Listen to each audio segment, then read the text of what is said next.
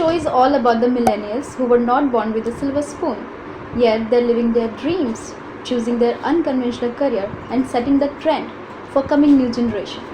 I will show you the real people who are like us, insecure and vulnerable. So this 21-year-old fashionista is one of the youngest influencers from the city Lucknow who got featured in the Cosmopolitan October issue 2018.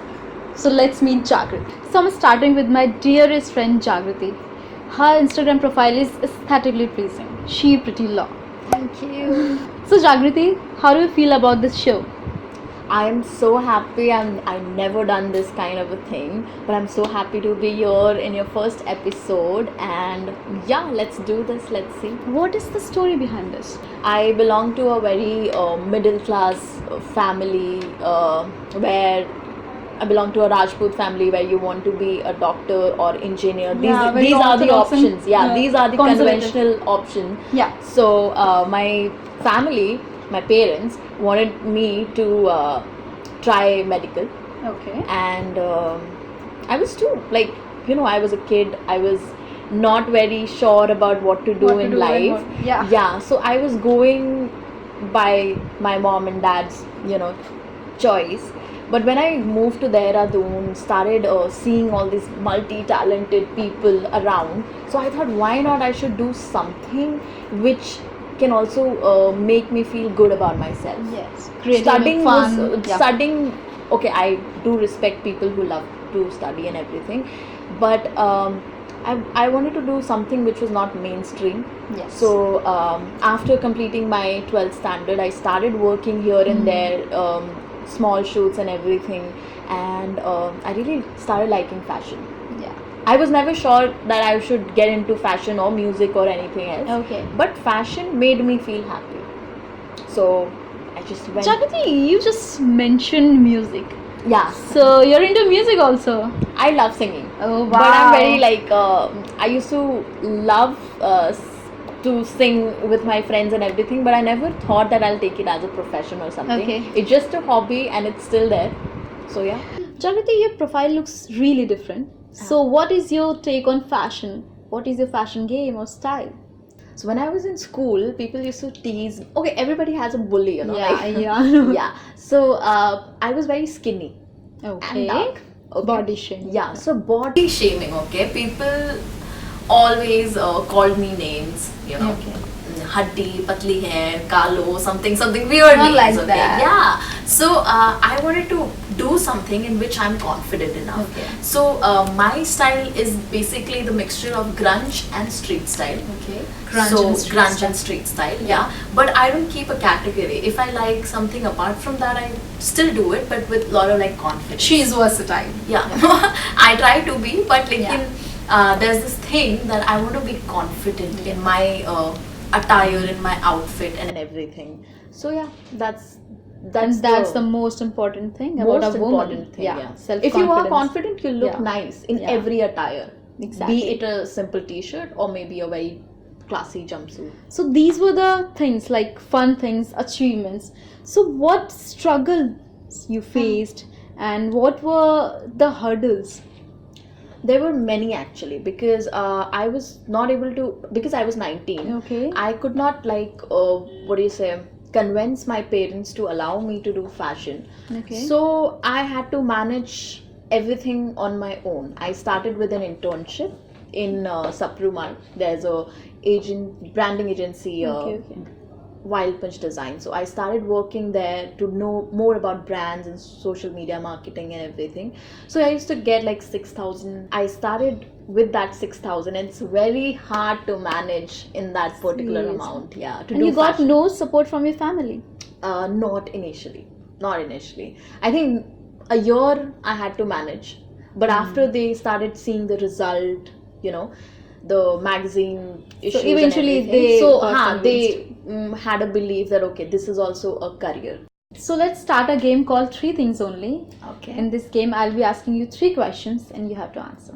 Let's try. Yeah. A person must have in their wardrobe. A black blazer, a white shirt, Yeah.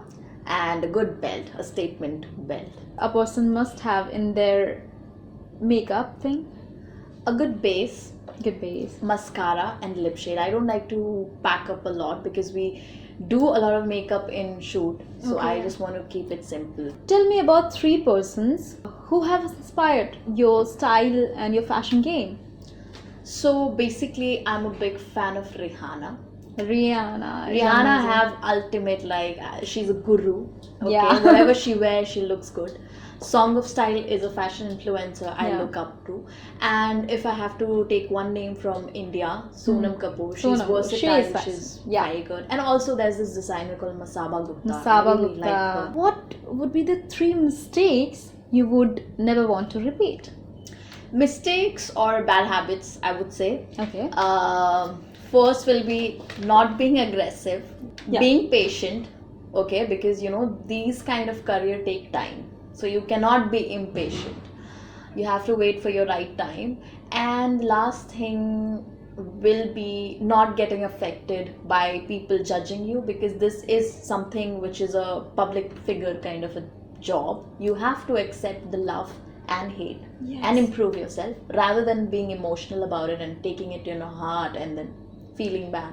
What was your moment when you realized that you really have achieved something and people really look up to you apart from your social media? Actually, I still feel that I'm a micro influencer. Okay. Whatever I can do, whatever the best I can do, I do it. But there were actually moments when I felt like, okay, I am important to somebody, and if I'm influencing few people, that's more than enough for me. So whenever I go out, there's a favorite place in Lucknow where I go a lot. So before Let me guess. being Forever 21? no, that's Mocha. Okay, Mocha. Okay. I told it, but yeah. So before I was not an influencer, I used to go and people were like, okay, just a normally girl sitting over there. Okay. But when I started posting pictures and people were looking at it, few girls, came up to me, been very nice to me and told that they loved my work. And if somebody tells me that they love my work, I don't know if that's just a greeting or it makes a big difference in my life. Exactly. It really makes me feel okay. Whatever I took the decision of leaving science and getting into what I want to, it makes me feel good. So yeah. There was a story which you told me. Yeah. Like the girl was with her mom and she started crying. Yeah. Oh yeah. You told me. Yeah. There was this event Yeah. in a mall, Mm-hmm. and I was invited as an influencer. Yeah. And this girl comes up to me with her mom. Yeah. And because she wanted her mom to meet me, and she was, I mean, I am nobody, but I felt like, okay, this is great. This is something I cannot forget it. She introduced her mom to me, been very nice to me. So we had a little chat, and yeah. Jagriti, why I started this show Yeah. is to motivate, not just motivate, to give the people reality check Yeah. that no matter what, no matter from where you belong to, but you can really do what you want to. She is the living example. She is living her dream. She is doing what she wants and the way she wants. Yes. I feel like if I can do what I want to do, anybody can do. If you like something, you have to fight for it. You cannot just have it in a platter, right? Exactly. So, I, from so many years, when I was in school, when I was in college, I completed graduation recently. I felt like I was good for nothing. But when I started what I love doing, it gave me a kind of a confidence inside me that, yeah, you are good enough. Good enough. So I don't know who is watching this, like in what situation they are. If I can do, anybody can do.